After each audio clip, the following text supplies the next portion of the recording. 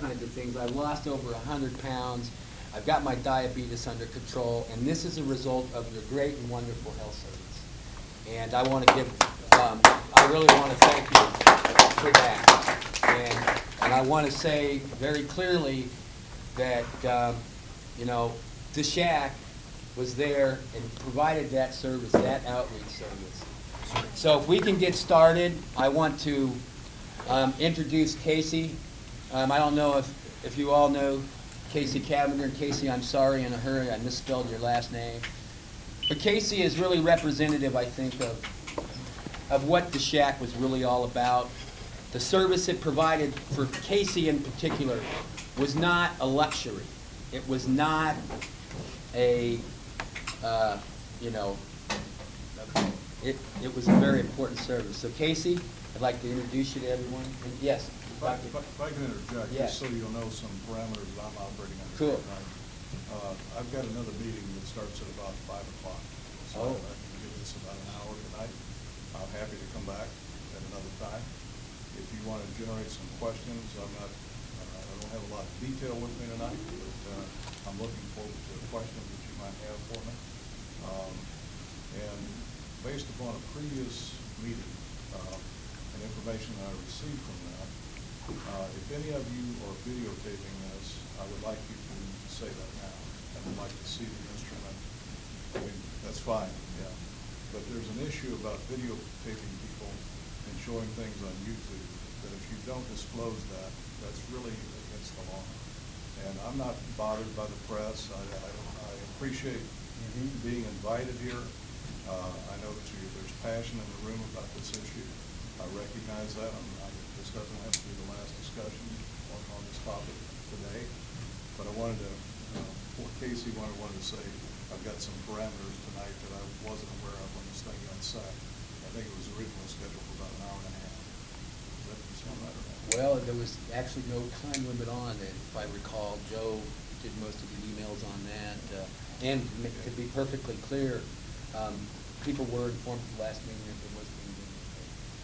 And we even said that, and there was some people that didn't want to be. And that, I just wanted to, yeah. We may not agree on things. I hope that we will at some point in time, and I hope that you'll know that when I'm willing to meet with you, and I'm a straight shooter on stuff. That's good. That's very good. That's it. That's all the parameters Very I've good. got. Well, if you don't mind, folks, I would like to say, if you're going to have to leave it in an hour, when will you be available for a longer meeting, like within the next week? Sure, I think I could be. Yeah. What Let's day? see how far we get to. Okay. And someone have a time, so Casey, why don't you start? All right. I just wanted to say that I've been a regular user of the SHAC since its inception. I have a catheter bag that I use, which is all the more important for me because I take a diuretic for a co-occurring disability that I have along with my cerebral palsy, and it makes me use the restroom a lot. So and most of my classes are in Fader, and so I could just go directly south into the student center and get my bag emptied, especially when it was full. And as a matter of fact, very recently, I went over to get my bag emptied to the student health center. Now that I have to do that now, since for right now the SHAC is no longer available to me, and my catheter just about came up because that was how full the bag was, and it was backing up, and it just about came off.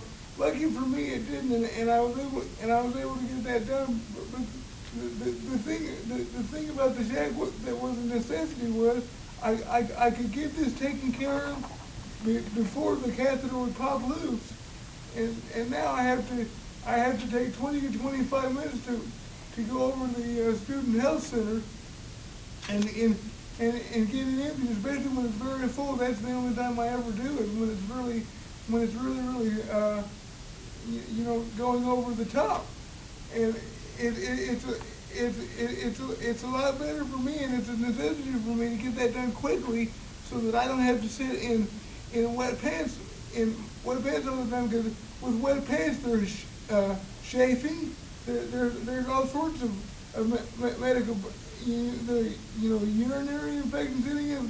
There's rashes, and I've had rashes before, and that's why it's all the more important that SHAC was there, so I could I could go from the Bader building to SHAC within a matter of minutes and get it empty, so that I don't have those shaping issues and urinary tract infections and everything like that. And I also was going to say that I know we spend a lot of money on sports as all universities do, because it's a big draw. But I don't think, in my opinion, I think that some of that should be cut back in salaries for coaches to put more money into things like SHAC that actually provide a service for students like me. And I will say, I am going to say that like I said, it provides a service for me, and all this money going into sports, all sports really does for a person, besides winning a game, you can incur a lot of injuries and maybe some concussions in a football game, and then you won't be able to attend your classes and become educated.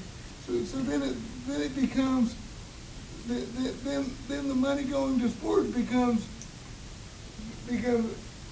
I guess, a moot thing when you consider that a lot of people are injured playing sports that wouldn't have to be if we would just have, we need to have the satellite service as a mediation. You know, like the health center is the centralized. It's the centralized part of health services on campus, but we need more local, local things to sort of go through and to help push the bureaucracy along in the direction we want it to go. And the last thing I was going to say was, give me a second.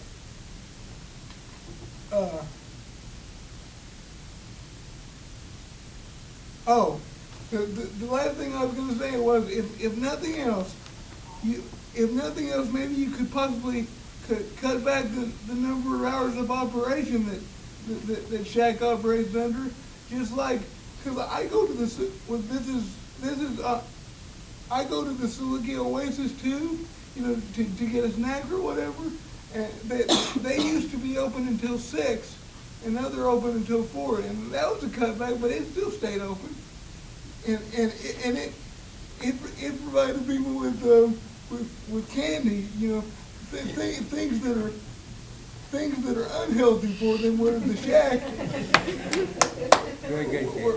SHAC, if we cut back its hours of operation, just like the Silicate Oasis, we could have we could have the SHAC still open, while at the same time cutting back on the amount of money going into it for each hour of operation.